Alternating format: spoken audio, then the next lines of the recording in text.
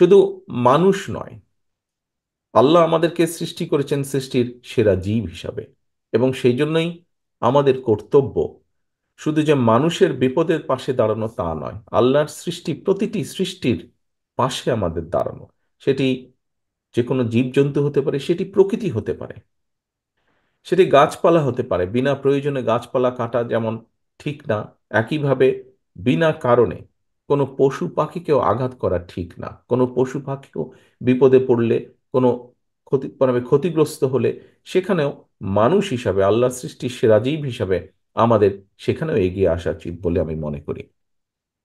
প্রিয় উপস্থিতিবৃন্দ, আজকে আমরা কয়েকজনকে বি- বিগত স্বৈরাচার আন্দোলনে কয়েকজনকে যারা আহ, মাঠে ছিলেন, এরকম কয়েকজন মানুষকে আমরা সহযোগিতার জন্য চেষ্টা করছি। আমি ব্যক্তিগতভাবে মনে করি যে আমাদের এই চেষ্টাটি শুধু এখানে থেমে থাকলেই হবে না। এখানে আজকে দুজন ব্যক্তি, দুজন তরুণ আমাদের সামনে বক্তব্য দিয়েছে। একজন আলামিন নামে একজন বক্তব্য দিয়েছে। আলামিন তার বক্তব্যে বলেছে যে ডাক্তার তাকে বলেছে হয়তো আর কিছু করা সম্ভব নয়। তবে আমি এখানেই হাল ছেড়ে দিতে চাই না। আজকে আমরা এখানে হয়তো হুইল চেয়ার দিচ্ছি কারণ তাদের কোনো কারণে তারা পঙ্গুত্ব বরণ করেছেন। সায়েন্স বর্তমানে অনেক দূর এগিয়ে গিয়েছে। আমি দৃঢ়ভাবে বিশ্বাস করতে চাই যে আজ না হলেও কাল, কাল না হলেও পরশু হয়তোবা আমরা এমন কোনো চিকিৎসা তাদেরকে দিতে সক্ষম হব, যে চিকিৎসার সুবিধার কারণে তারা হয়তো আবার আগের মতন হাঁটতে চলতে ফিরতে পারবেন নিজের পায়ে, হুইল চেয়ারের প্রয়োজন হবে না।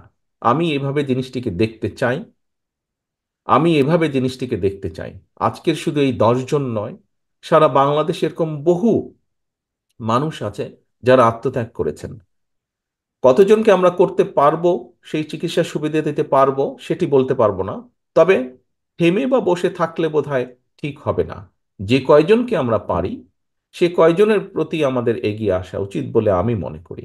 এবং শুধু রাজনৈতিক দল হিসেবে নয়, শুধু একজন ব্যক্তি হিসেবে আমরা নয়, আমি আজকে আহ্বান করব সমাজের প্রতিটি মানুষকে, যাদের যতটুকুই সামর্থ্য আছে, যাদের যতটুকুই সাধ্য আছে, সেই সাধ্য অনুযায়ী তারা যদি এগিয়ে আসেন, আমরা বহু মানুষকে সাহায্য করতে সক্ষম হব। কারণ সমাজ এভাবেই চলে সামনের দিকে, একজনকে আরেকজন সাহায্য করার মাধ্যমেই সমাজ ধীরে ধীরে এগিয়ে যায়। প্রিয় উপস্থিতিবৃন্দ, আমি এখানে আরো দুটি বিষয় একটু উল্লেখ করতে চাই। যে কথাটি আমি, তার মধ্যে একটি কথা আমি অনেক আগে বলেছিলাম, প্রায় 10 বছর আগে আমি বলেছিলাম। বাংলাদেশ জাতীয়তাবাদী দল বিএনপি এক যুগেরও বেশি সময় ধরে বাংলাদেশের জনগণের যে দাবি, বাংলাদেশের জনগণের যে অধিকার ছিনতাই হয়ে গিয়েছিল স্বৈরাচারের দ্বারা, সেই দাবি প্রতিষ্ঠিত করার জন্য, জনগণের সেই অধিকারকে ফিরিয়ে আনার জন্য বাংলাদেশ জাতীয়তাবাদী দলের মূল দল সহ বিভিন্ন অঙ্গ সহযোগী সংগঠনের বহু নেতাকর্মী আত্মাহুতি দিয়েছেন, বহু নেতাকর্মী বিভিন্নভাবে নির্যাতিত অত্যাচারিত হয়েছেন। এর মধ্যে রিসেন্টলি ছাত্র জনতার অভ্যুত্থানের মাধ্যমে জুলাই আগস্ট মাসেও বহু মানুষ আত্মাহুতি দিয়েছেন, হতাহত হয়েছেন বিভিন্নভাবে।